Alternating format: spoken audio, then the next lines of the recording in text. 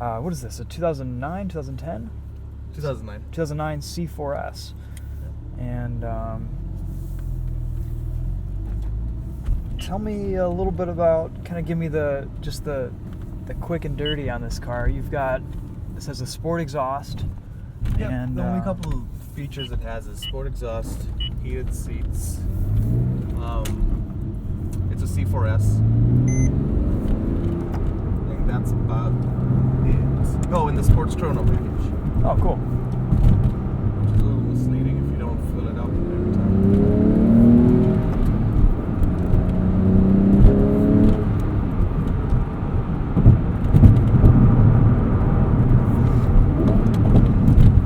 This is the first manual 997 I've ever driven.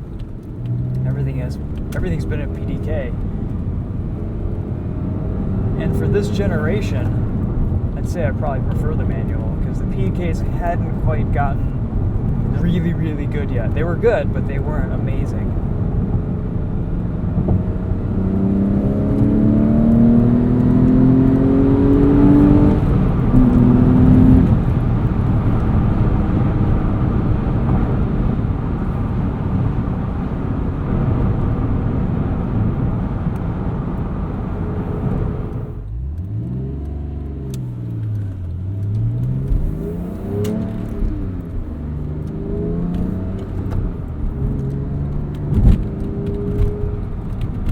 So we were talking earlier. I've only seen this car on winter tires, and you pretty much drive it all year round, right? I do. Yes, it's a great car to be driven in the winter, no problems. And I think so is a Carrera.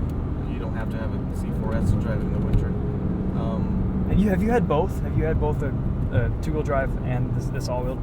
No, the only two-wheel drive newer Porsche I'd had is the Cayman. Okay. This is your your second Porsche? Well, it's actually fourth. Fourth, okay. 924, oh wow, 944, cool. The Cayman, maybe fifth.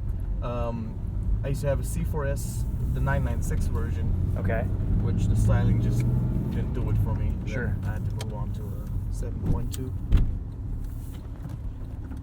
Well, that's probably not a bad idea too, with all the issues the 996s have had. Right.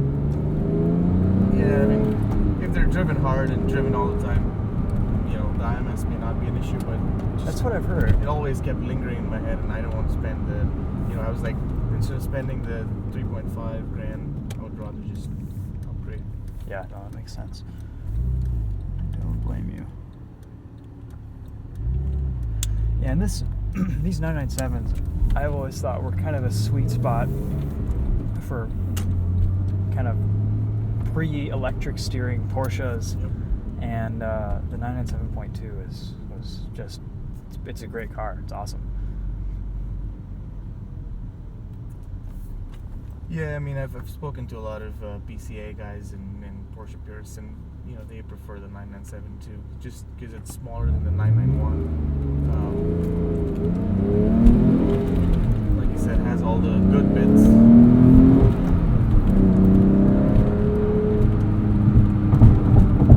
Have you driven a 991? You know, I haven't. No, I've been thinking about going to Porsche and driving it. I mean, I love the interior and everything. How much of a difference is it? Have you driven one? Yeah. I spent a week in a Carrera S, and it was amazing. I mean, they're phenomenal, but they're different. You know, like this car.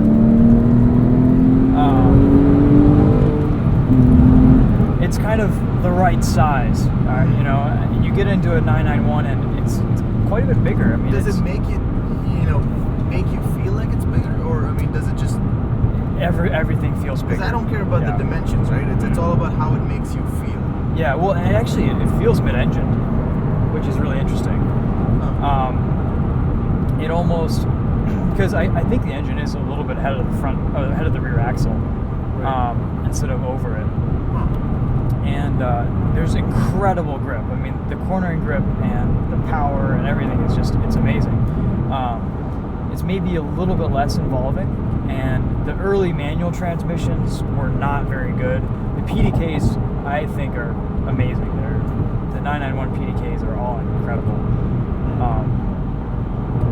That was the first dual clutch transmission that I drove that I was like, all right, I'm convinced this is amazing. I would probably order this over a manual. And I've heard the NVH is like way better. Like you won't hear all the stuff you're hearing right now, right? I mean, you hear people say online and in videos and in articles that it's a little bit more of a grand touring luxury car, and it is. I mean, it's considerably more comfortable, and you know, it has just a bigger feel on the road too.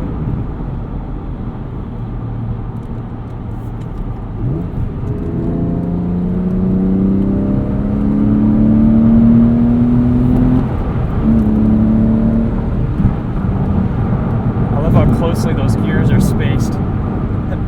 You think the RPMs are going to drop more, but they don't. Right. That's cool.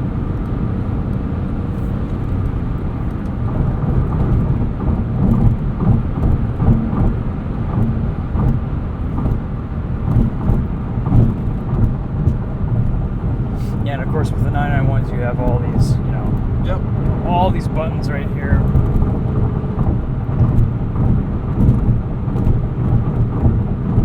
But I mean, you know, from an NVH and a comfort standpoint, it's not like this is bad or if this is, you know, annoying on a daily basis or if it's too loud or anything, right? I mean, yeah, no, I don't. It's pretty tolerable. Mind it. Yeah, I mean, sometimes, you know, the road noise, tire noise will kind of. There you go. Now we're getting into it.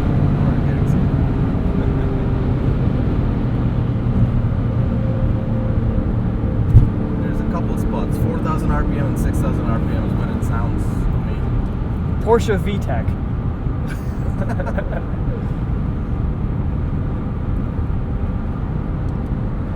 Yeah, you gotta let them sing.